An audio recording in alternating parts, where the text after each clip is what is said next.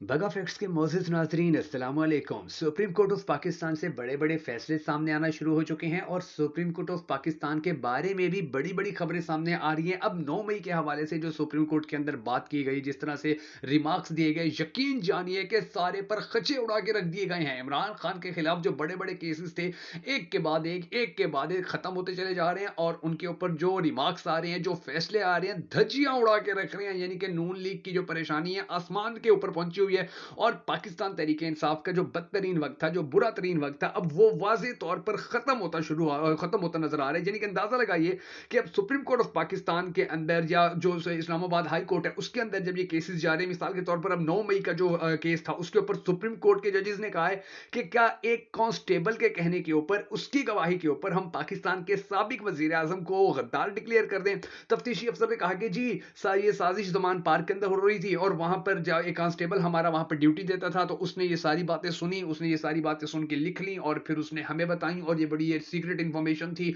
और इस इंफॉर्मेशन के ऊपर फिर हमने कार्रवाई की और फिर हमने दहशतगर्दी की दफात भी लगा दी और फिर इस तरह से अब हम आपके सामने केस लेके आए हुए हैं। तो सुप्रीम कोर्ट के जो जजेस थे उन्होंने कहा कि एक कांस्टेबल की गवाही के ऊपर आप हम कह रहे हैं, हम ये कह रहे हैं कि जी हम साबिक सुप्रीम लीडर है पाकिस्तान का, जो साबिक वजीर आजम है पाकिस्तान का, हम उसको गद्दार डिक्लेयर कर दें। और ये जो आप लोगों ने दहशतगर्दी के अंदर दफात दर्ज की हुई है, तो आपको पता है कि ये दफात कहाँ लगती है? ये दफात वहां लगती है जहां पर पाक आर्मी के जवानों को शहीद किया जाता है। ये दफात वहां लगती है जहां पाकिस्तान के अमन को खराब किया जाता है, वहां ये दफा लगती है। आप लोगों ने हर दूसरे बंदे के ऊपर दफा लगाई हुई थी। पाकिस्तान तरीके इंसाफ के जितने भी वर्कर्स हैं उनके केसेस जरा उठाकर लाएं, उनकी जरा फाइलें उठाकर लाएं और मुझे दिखाएं कि हर एक कारकुन के ऊपर जो है दहशतगर्दी की दफात लगी हुई है। कोई एहतजाज कर रहे हैं तो उसके ऊपर भी यही दफा लग गई है, कोई घर से बाहर निकल रहा है तो उसके ऊपर भी यही दफा लग गई है, किसी ने पाकिस्तान तरीके इंसाफ का झंडा उठाया हो तो उसके ऊपर भी यही दफा लग गई है, किसी ने पाकिस्तान तरीके इंसाफ का गाना चला दिया तो उसके ऊपर भी यही दफा लग गई है, किसी ने इमरान खान की तस्वीर उठा ली है तो उसके ऊपर भी यही दफा लग गई है, किसी ने इमरान खान के हक में बात कर दी है तो उसके ऊपर भी यही दफा लग गई है। यानी कि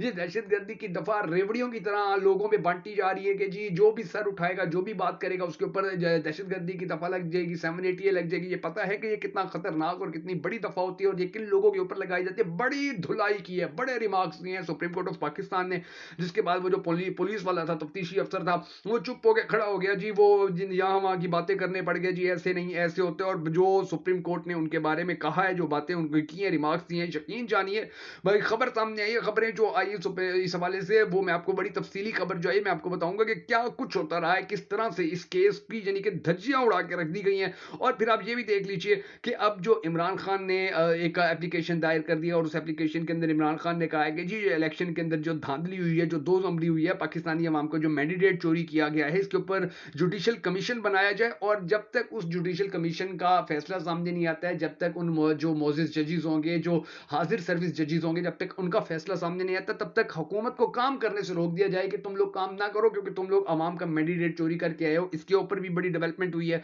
फिर ये देखिए कि अब केपी के अंदर सूरत हाल क्या है, क्या लेमीन गंडापुर ने ऐलान कर दिया कि तुम लोगों से जो भी रिश्वत मांगे उसको सर फाड़ दो, आगे मैं जानू मेरा काम जाने। लेकिन जो रिश्वत मांगने वाला है वो भी जहन्नमी है, जो रिश्वत देने वाला है वो भी जहन्नमी है। तो अपने आप को भी जहन्नुम से बचाओ, अगलों को भी जहन्नुम से बचाओ। और जब जिसका तुम सर फाड़ोगे, फिर जब उसके पेरेंट्स आएंगे या उसके जो है लवाकिन होंगे, तो उनको बताना कि भाई हमने इसको जहन्नुम से बचाया है, हमने तो उसके साथ नेकी की है ये काम करके कि आइंदा किसी से रिश्वत ना मांगे। ये अब कुछ और डेवलपमेंट शायद खाकान अब्बासी ने भी फिर बड़े वाज़ेह अल्फाज के अंदर कह दिया कि जी उन लोगों को कैसे मैंडेट आप दे के हुकूमत के अंदर बिठा सकते हैं कि जिन लोगों ने अवाम का मैंडेट चोरी किया, जिन लोगों ने धांधली करवाई है, जिन लोगों ने दो नंबरी की है। नून लीग की हुकूमत बन नहीं सकती है धांधली के बगैर, इन्होंने इतनी धांधली की है। और जो हल्के खोलने का ऐलान किया गया पाकिस्तान तहरीक इंसाफ की जानिब से कि जी हम सुप्रीम कोर्ट में जाएंगे, हाई कोर्ट में जाएंगे, हल्के खुलवाएंगे, तो उन्होंने इसको अप्रिशिएट किया कि आप हल्के खुलवाएं, फिर देखें कि इनकी ये जो हुकूमत बनी हुई है ये कितनी कमजोर, जितनी कमजोर हुकूमत है उतनी जल्दी गिर जाएगी। तो ये डेवलपमेंट्स जो है सामने आई हैं, कुछ और भी खबरें सामने आई हैं, रात गए भी कुछ अहम डेवलपमेंट सामने आई जो आज के इस वीडियो के अंदर हम आपको बताने जा रहे हैं। मगर उससे पहले हम सबको दुआ करनी है कि हमारे पाक परवरदिगार हमारे मुल्क के हालात के ऊपर रहम फरमा, हमारे मुल्क के हालात को बेहतर कर, पाकिस्तान का अगला वजीर आजम उस शख्स को बना के जिससे पाकिस्तानी कौम बड़ी टूटकर मोहब्बत करती है और वो भी पाकिस्तानी कौम से बड़ी टूटकर मोहब्बत करता है। अगर आप भी हम सबके साथ मिलकर हमेशा की तरह होने वाली इस दुआ में शामिल होना चाहें तो कमेंट सेक्शन में आमीन जरूर लिख दीजिएगा। और कमेंट सेक्शन के अंदर आपने ये भी जरूर बता देना है कि आप आने वाले वक्त के अंदर पाकिस्तान का अगला वजीर आजम किसको देखना चाहते हैं। और साथ ही साथ अगर आप हमारी ये वीडियो हमारे फेसबुक पेज बगा फैक्ट्स के ऊपर देख रहे हैं तो हमारे फेसबुक पेज बगा फैक्ट्स को फॉलो कर लीजिए, हमारे इस वीडियो को लाइक कर लीजिए। अगर आप हमारी ये वीडियो हमारे यूट्यूब चैनल बगा फैक्ट्स के ऊपर देख रहे हैं, हमारे यूट्यूब चैनल बगा फैक्ट्स को सब्सक्राइब कर लीजिए, हमारे इस वीडियो को लाइक कर लीजिए। और याद रखिएगा कि आपके इस मामूली से क्लिक से आपको फर्क नहीं पड़ता, ये आपके लिए बिल्कुल फ्री होता है, लेकिन हमें बड़ा सपोर्ट करता है, हमें बड़ा कॉन्फिडेंस देता है, हमें बड़ा एतमाद देता है। तो ये काम आपने जरूर कर देना है। अब मैं आपको नाज़रीन ग्रामी ये बताता हूँ, इस्लामाबाद हाई कोर्ट ने जिस तरह से अब शेर अफजल मरवत क्योंकि इस्लामाबाद हाई कोर्ट के अंदर गए हैं और उन्होंने कहा है कि जी हमसे तो खान की मुलाकात ही नहीं होने दे रही है। हालांकि दो रुकनी जो जजिस का बेंच था उसने बाकायदा तौर के ऊपर इसकी इजाजत दी थी कि इमरान खान के साथ हमें मुलाकात करने दी जाएगी, तो हमें तो मिलने ही नहीं दिया जा रहा। तो फिर जज ने वो जो जेल का सुप्रिटेंडेंट था फिर उसको भी बुलवाया और उससे पूछा कि जी क्यों नहीं मिलने दे रहे। वो कहता जी यहाँ पर हमारी ट्रेनिंग चल रही थी, ये चल रहा था, वो चल रहा था। तो बड़ी सख्ती से जज ने उनको डांटा, उसको डांटा और उसको कहा कि आप लोग जब अदालत ने ये फैसला दिया हुआ है कि आप लोगों ने हर सूरत मुलाकात करवानी है और आपकी मर्जी से ही शेड्यूल तय किया गया, यानी कि जो जेल इंतजामिया उन्होंने बताया जी इस दिन आप लोग इनकी मुलाकात रखवा लें, वो हमारे लिए ईजी होगा। उस इन 2 दिनों के अंदर हमारी कोई ऐसी एक्टिविटी नहीं होती है कि जिसकी वजह से हमें रोकना पड़ेगा, या इन दिनों के अंदर हम बड़े रिलैक्स होते हैं तो आप इन दिनों के अंदर मुलाकात करवा लीजिए, इस टाइमिंग के अंदर मुलाकात करवा लीजिए। तो अब वो जो टाइमिंग्स थी, वो जो डेट्स थी, वो जो दिनों का दिन मखसूस किए गए थे, वो सारे जेल इंतजामिया की मर्जी से ही किए गए थे, उनकी मुशावरत से ही किए गए थे। तो अब वो जेल सुप्रिटेंडेंट कहता जी वो हमारी ट्रेनिंग चल रही थी, हमारी तरबियत चल रही थी। तो जज ने बड़ा डांटा कि ये सारा कुछ जब आप लोगों की मर्जी से किया गया है, जब दो रुकनी बेंच ने इस चीज की इजाजत दी हुई है कि मुलाकात करवाई जाएगी और मुलाकात के अंदर कोई रखना नहीं डाला जाएगा, कोई रुकावट नहीं डाली जाएगी, किसी किस्म का कोई बहाना नहीं किया जाएगा, तो आप लोग फिर क्यों मुलाकात नहीं करने दे रहे हैं। फिर जज ने शेर अफजल मरवत को कहा कि जी आप ऐसा कीजिए कि आप तौहीन अदालत की दरख्वास्त बना के लेके आइए, मैं इनको तौहीन अदालत के तहत सजा दूंगा और ऐसी सजा दूंगा, ऐसा मैं इस हवाले से फैसला दूंगा कि सबके लिए फिर ये दरवाजा बंद हो जाएगा, फिर किसी की जरूरत नहीं होगी, किसी की मजाल हिम्मत नहीं होगी कि वो अदलिया के साथ मजाक कर सके, खिलवाड़ कर सके, या अदलिया के साथ इस तरह से मजाक, अदलिया के जो फैसले हैं उनकी खिलाफ वर्जी कर सके। तो उसके फौरन बाद फिर अदालत ने, सुप्रीम कोर्ट ने इजाजत दी कि जी आप शेर अफजल मरवत को आप फौरी जाके अभी भी मुलाकात कर सकते हैं, अभी मुलाकात करना चाहें अभी जाके मुलाकात कर लीजिए, जो आपके नेक्स्ट डेज होंगे उनके अंदर जब आप मुलाकात करना चाहें आपको आप कर सकते हैं। और अगर अब जेल इंतजामिया आपको रोकने की कोशिश करेगी तो फिर हम इनके ऊपर आर्टिकल 6 भी लगा देंगे और इनकी नौकरियों से भी हम निकाल देंगे। और फिर जो सुप्रिटेंडेंट था जेल का, उसको कहा कि अगर आप लोगों को लगता है कि आप लोगों ने नहीं मिलने देना, या आपको लगता है कि ये गैर कानूनी है या आइन में इसकी इजाजत नहीं है, तो आप वो एक दरखास्त लिख के सुप्रीम कोर्ट में आए, हाई कोर्ट में जाए और बताएं कि जी जो दो जजेस ने फैसला दिया था हम उसको कालअदम करवाने आए हैं, हम उसको नहीं मानते हैं, इसकी ये वजूहत है। तो उसके बाद भी कुछ बात समझ में आती है। जब अदलिया ने फैसला दिया हुआ है तो आप उसके ऊपर जब इंप्लीमेंट नहीं करेंगे तो फिर हमारे लिए बड़ी सख्ती करने के अलावा और कोई रास्ता नहीं, हमारे पास और कोई चारा नहीं है। यानी कि ये भी बड़ी पॉजिटिविटी सामने आई है कि जी किस तरह से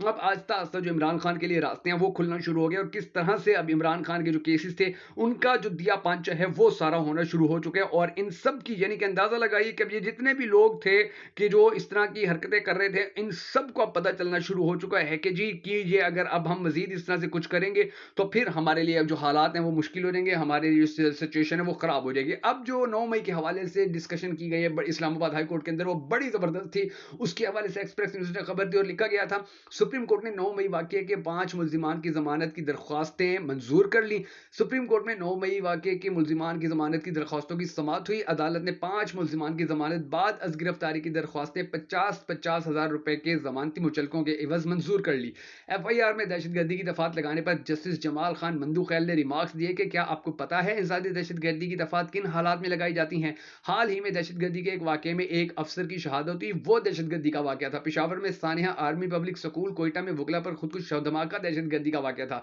जस्टिस जमाल खान मंदूखैल ने हिदायत की कि अपना सियासी खेल सियासी मैदान में लड़ें, अदालतों में सियासी लड़ाई ना लड़ें। जब आतिशी असला बरामद नहीं हुआ तो मुतल्लिका शिक का इतलाक नहीं हो सकता। मुल्जिमान के वकील ने कहा कि मुल्जिमान का किसी सियासी जमात से कोई ताल्लुक नहीं। जस्टिस जमाल खान मंदूखैल ने रिमार्क्स दिए कि क्या किसी का सियासी जमात से ताल्लुक रखना जुर्म है। हमने सियासी जमातों और तलबा यूनियंस पर पाबंदी लगाई, इसलिए यहाँ तक पहुंचे हैं। हुकूमत या रियासत माँ बाप की तरह होती है, माँ बाप नाराज हो तो बच्चों को 1-2 थप्पड़ लगाकर राजी हो जाते हैं, सबको बंद कर देने से क्या हासिल होगा, वैसे भी 1 साल गुजर चुका है। जस्टिस जमाल खान मंदूखैल ने पूछा कि क्या पहले से कोई फहरिस्त दी गई थी कि इन अफराद को नामजद कर दें। तफ्तीशी अफसर ने जवाब दिया कि नामजद मुल्जिमान रैली में शरीक थे। जस्टिस जमाल खान मंदूखैल ने कहा कि क्या रैली में शिरकत करना जुर्म है। तफ्तीशी अफसर ने बताया कि जमान पार्क लाहौर में ड्यूटी पर मामूर एक हेड कांस्टेबल ब्रांच ने बयान दिया, वहां 9 मई की साजिश तैयार हुई थी। जस्टिस जमाल खान मंदूखैल ने इस पर कहा कि क्या एक हेड कांस्टेबल की बात माने कि साबिक वजीर आजम गद्दार है। हम कानून नाफिज करने वाले इदारों की कुर्बानी की कदर करते हैं मगर निजाम को चलने दें। जस्टिस हसन अजहर रिजवी ने भी कहा कि क्या चेक पोस्टों पर बम धमाकों वालों की साजिश पकड़ी गई।